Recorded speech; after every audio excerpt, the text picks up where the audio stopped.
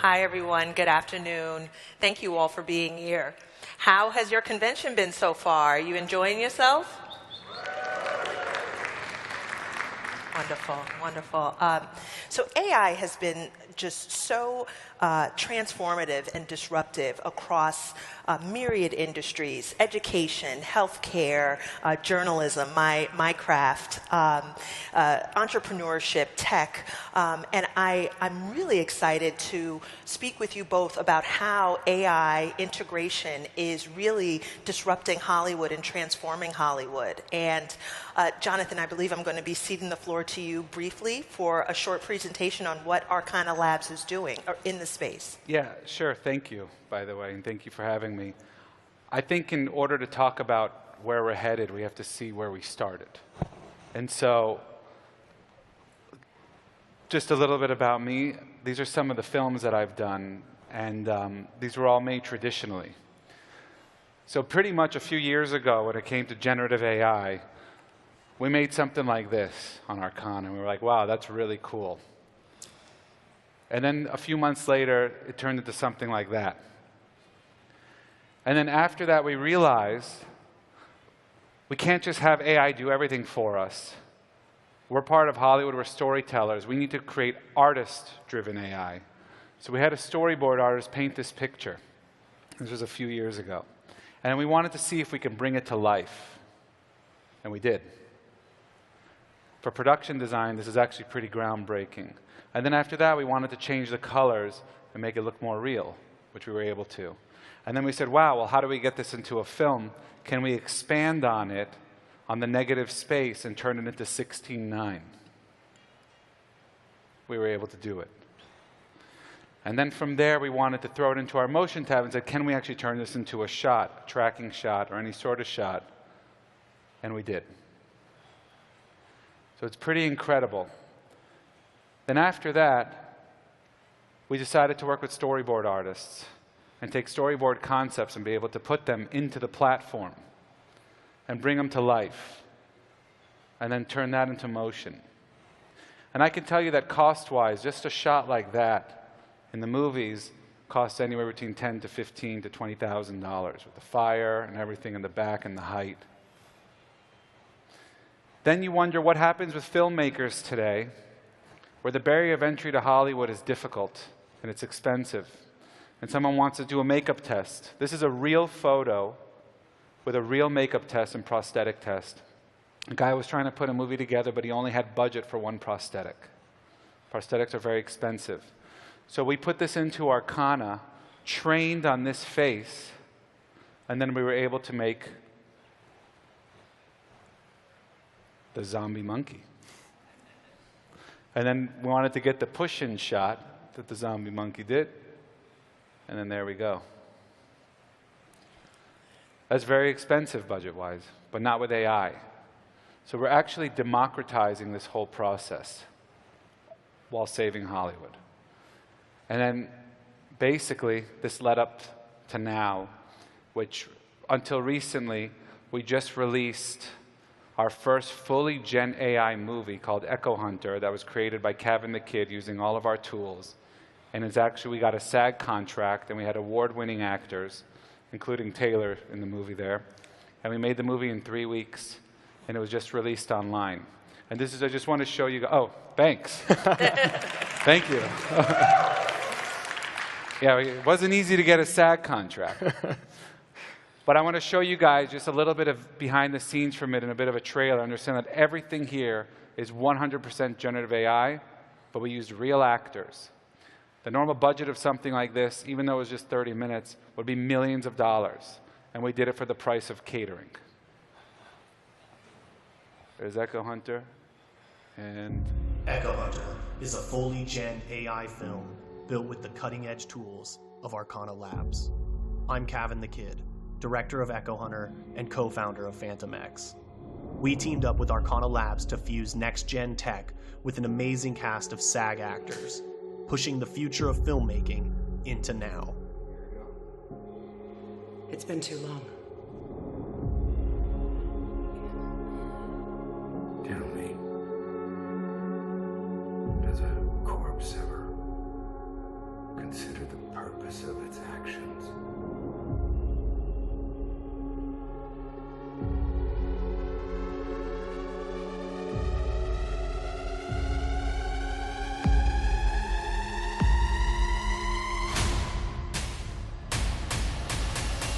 The potential is limitless, is the crazy thing. But with this technology and with AI and with the creatives still being able to use the writers and the directors, everybody still gets to work, but the barrier for entry is lowered substantially. I think that's really cool. We're very excited about Echo Hunter, and we're very excited about the power of Arcana AI and its tools and the creators who use them.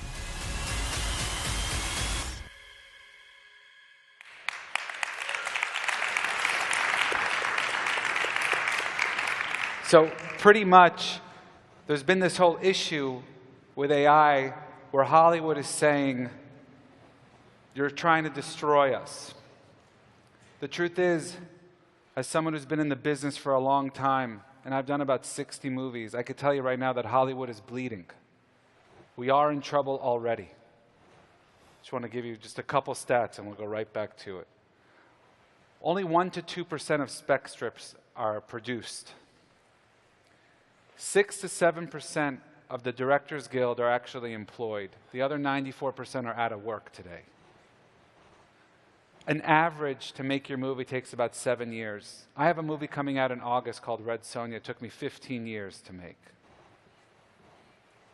So now there's this average, there's a stat saying that there's about 1 million unproduced scripts in Hollywood. So let's just take an average and say, let's be conservative and say 1% of those scripts are actually good. Oops. That's about 10,000 movies. And hopefully great movies. So Arcana is here to change that.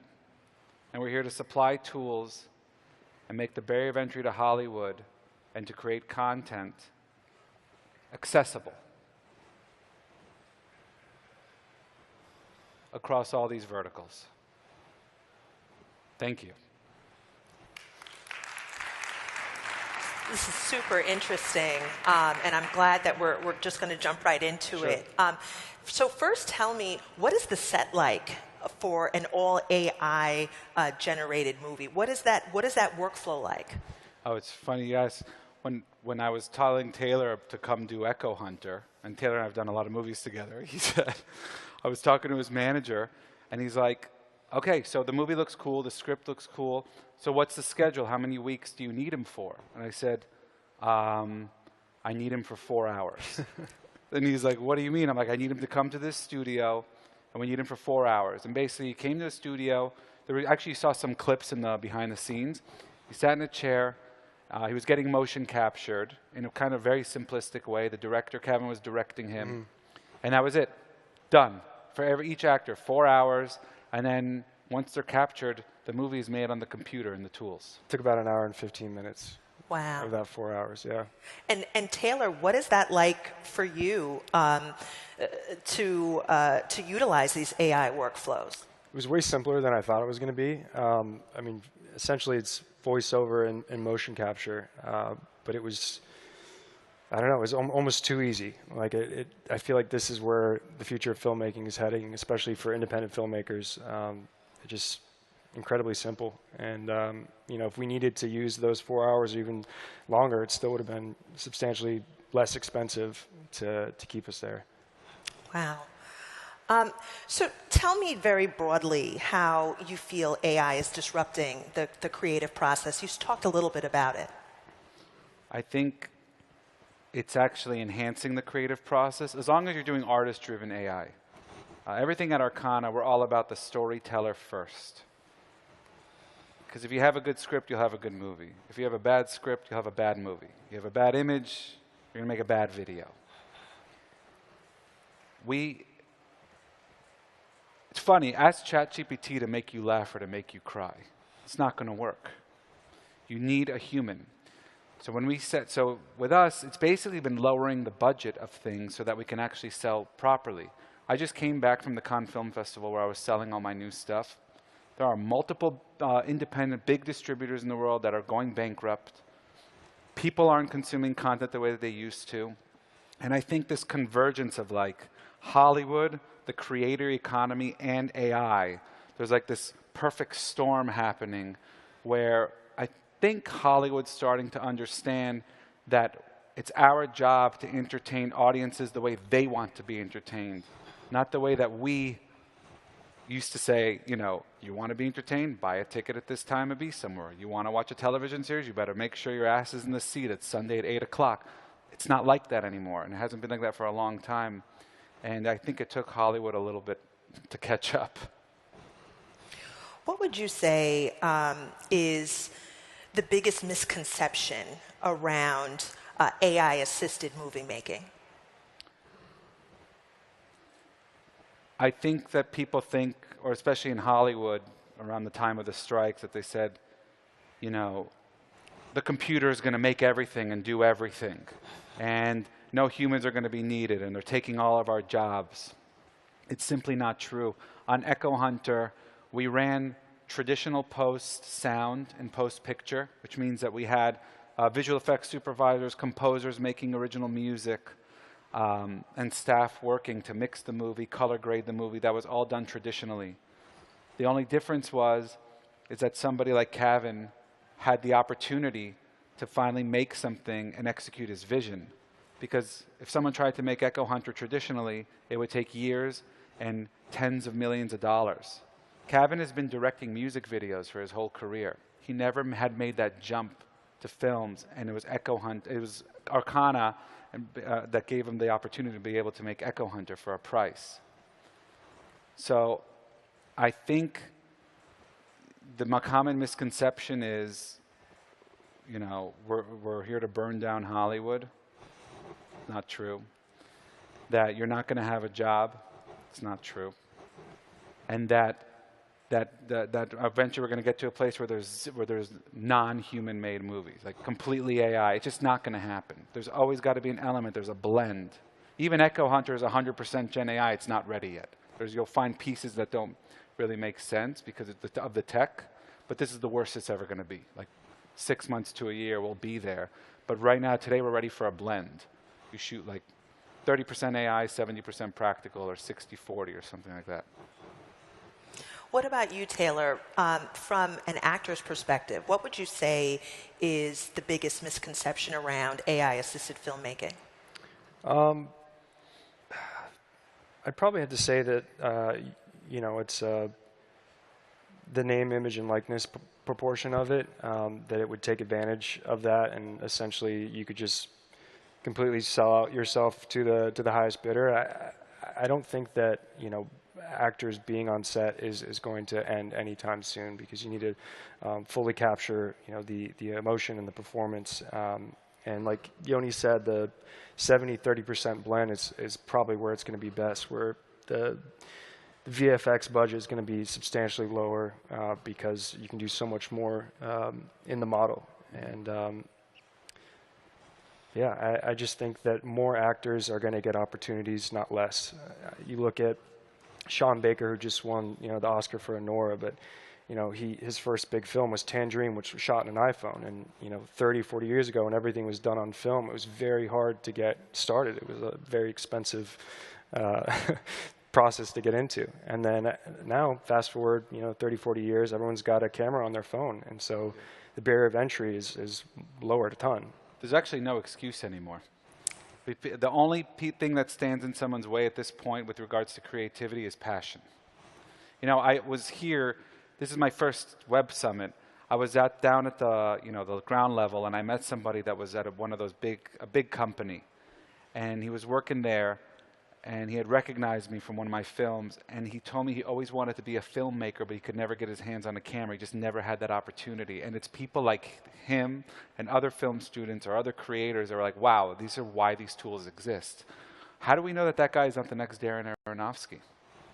We don't, you know?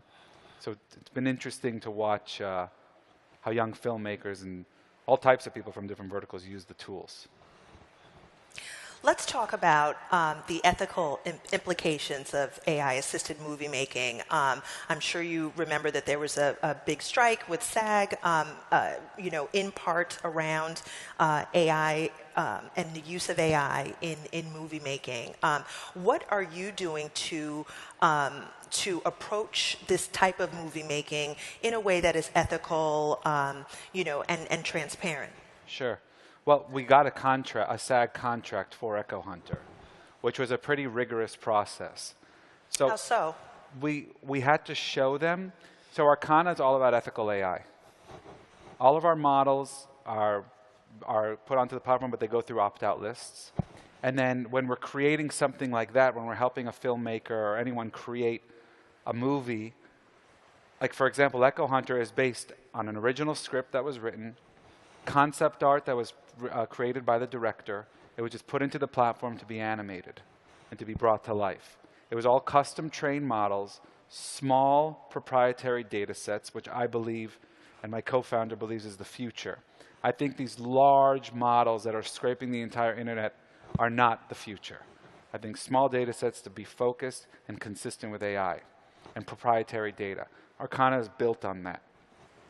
We make custom trained models for visual effects assets, products, literally anything, characters, and stuff like that. So we showed that to the guild. We showed that to Hollywood. And finally people were like, oh, this is actually, you can actually copyright this, and this is, we're not stealing likeness. Every deal we did, for example, when we made Taylor's model or Brecken's model, we gave the actor a choice. Do you want to keep your model afterwards, or do you want us to destroy it? Well, three out of the four of them chose to destroy it, and one of them decided to keep it. And it gives to them. We have nothing to do with it, and that's it. So we really try to walk this line of like, we know the world is changing, but we still have to watch, copyright, intellectual property, and things like that. But understand that AI is shifting, but there is no reason why we can't adhere to the old rules. How are you working to change the perception around AI? Period. I think there's in my industry there is real reticence to utilize AI because of the perception that it's going to be bots writing stories, and that the human element is going to be taken out of journalism. And my argument is that couldn't be further from the case. So how are you working to sort of change the perception around AI not sort of being a boogeyman, but being more of a partner or a collaborator in your creative process? Well, I like to say that AI is just a tool, but honestly, it's been with education. A year and a half ago, I went to the MPA with Arcana, and this is after I've had a 15-year relationship with the MPA, going on the Hill on behalf of them to go fight for copyright. And they literally threw me out when I showed them Arcana. They were like, we do not want to hear about this. Jonathan, get the hell out of here. You're insane. And a year later, they called me, and they're literally paying me to educate people about AI in Hollywood right now, because they realized that they kept their heads in the sand. I think education is the answer, but I think even more so than that, it's the fact that Hollywood is finally realizing this is a technology that's going nowhere. And it's only becoming more and more powerful every single day. And if we can put it into a sandbox and hone it, I think with the power of storytelling that Hollywood has with these tools, it can be something amazing and complementary. But it's all through education and trying to shed AI fear, make way for AI excitement. So when you mentioned earlier a bit about many of the barriers to entry when it comes to movie making, production costs, workflow challenges, can you talk a little bit about how you feel AI can solve a lot of these challenges? Of course. I think you can get a lot more bang for your buck with AI.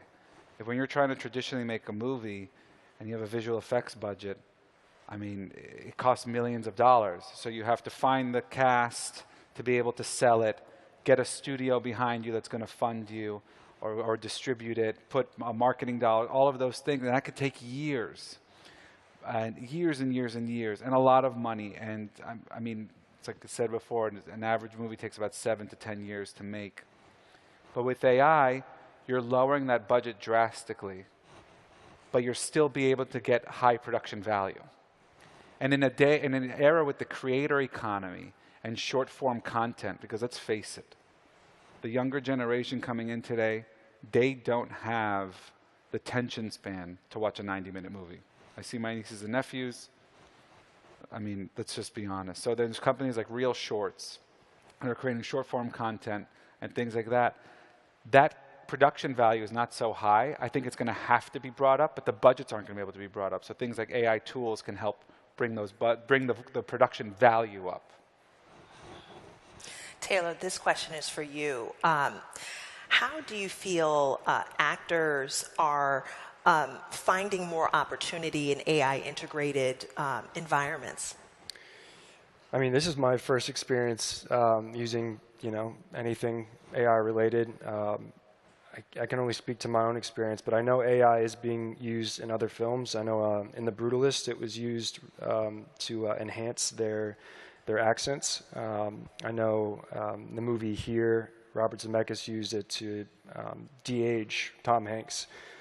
So it's being used. This is the first time it was, I think, in front of a performer. That's usually done post-production VFX, but I don't know. It was seamless. It was very cool. I think there's definitely some room to work and grow. I think the 70-30%, shooting a lot of things on location and these giant, set pieces that would cost, hundreds of thousands of dollars, if not millions of dollars, can be done using Arcana Labs, and the rest of that budget can be spent doing the in-camera stuff and putting it towards marketing, which is a lot of your budget when it comes to making film. Especially today. It's so hard to get a set of eyeballs today. What have been the biggest pain points in this process? Not just making this specific movie, but the process of integrating artificial intelligence into movie making. Well, the hardest thing for me was actually building Arcana, because I am not from the tech industry. I am a filmmaker, and man, it was really, really hard. How so? I had no idea how to build. I'm not from the tech world. I had no idea how to build a tech platform. I'll be honest with you. The first person who told us about our platform, I asked him, how long is it going to take? He told me it's going to take 3 weeks and 150 grand. And I was like, oh, great. And here we are, years later, millions of dollars later, with now finally the platform. And we got educated quick. My co-founder and I, at least we failed quickly. But yeah, just the whole process was difficult, but I feel like we're on the right track now. We learned a lot from our mistakes. And our advantage that we had was that we were able to give the platform to a bunch of creators because of our network. So we received a lot of notes with workflow. The hard thing was always working out the workflow for the different verticals. But I think we got a good handle on it now with our tools. We're out of time, but this was such an informative conversation, and thank you both. Thank you, Jennifer. Really interesting. Thank you. Thank you. Thank you, guys. Thank you all.